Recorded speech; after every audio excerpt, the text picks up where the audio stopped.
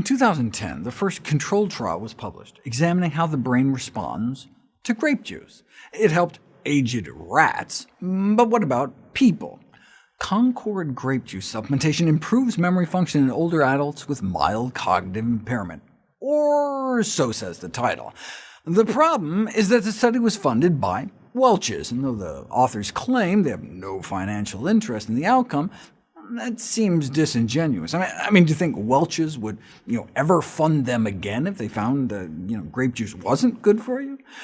And indeed, that title is a bit of industry spin. I'm sure that's what they wanted to find. Older adults with memory decline, but not dementia, were randomized into a placebo-controlled double-blind trial with Concord grape juice, versus same calorie, same sugar, similarly looking, tasting grape Kool-Aid type drink. So it's a solid study design, and look, berries have those wonderful polyphenol phytonutrients, which have anti-inflammatory and antioxidant properties, so it certainly could help brain function. And it did seem to help with verbal learning. The chances you'd get such a notable result just by chance is like 1 in 25. Whereas the higher recall scores are considered not statistically significant, since even if there wasn't an effect, you might get those kind of results by chance 1 in every 8 or 10 times you'd run the experiment. And by convention, we really like to see at least 1 in 20, so a p-value of 0.05 or less, especially if you're looking at multiple outcomes, which increases the likelihood that something will just kind of pop up as a fluke.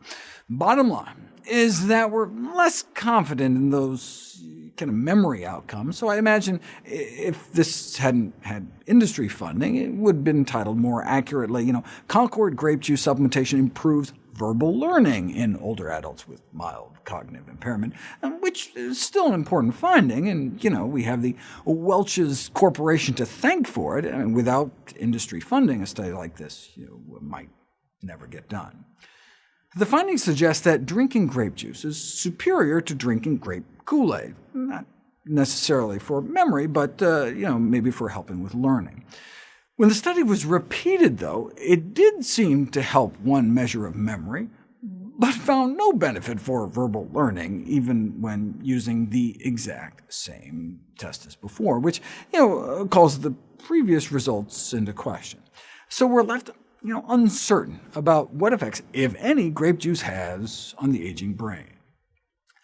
What about the brains of middle-aged mothers? The Welch's-funded researchers noted significant improvements in one measure of memory and driving performance, as measured in some fancy driving simulator, suggesting on grape juice you might be able to stop 12 yards earlier on the highway than if you had instead been drinking grape Kool-Aid. I do like how they tried to translate the cognitive effects into more meaningful metrics, but it's important to acknowledge, as they did, that no effects were found for the majority of cognitive consequences. And when you study 20 different outcomes, the odds are pretty good you're just going to get a statistically significant result or two by chance. The latest study involved a single dose given to young adults, average age 21, a cup of purple grape juice, or white grape juice, to which flavor and color had been added to disguise it. In this way, you could see if there's something special about those deep purple polyphenol pigments in Concord grape juice, and got the same kind of results, 2 cognitive measures just reaching statistical significance. But that's out of 7 different outcomes. So instead of 0.05 as the cutoff for significance, we'd really like to see closer to 0.007, and none hit that. Maybe it's because they didn't use the whole food, like in that blueberry study I profiled before. There was a study that looked at actual grape consumption by utilizing freeze-dried grape powder to capture the kind of whole food instead of just the juice, versus a sugar-matched placebo. They used PET scans to track changes in brain metabolism associated with early Alzheimer's in a group of older adults already suffering from mild cognitive decline. Although the changes couldn't be picked up on neuropsych testing, in those early-stage Alzheimer's regions, the placebo group continued to worsen, but the grape group was spared such decline, suggesting a protective effect of grapes. Here's that in kind of graph form, showing the significant differences, or even better, brain mapping pictures. Right? Here's one of the placebo brains. The red areas indicate locations where brain metabolism declined after 6 months of eating placebo grapes. Compare that level of decline to a brain that ate 6 months of actual grapes.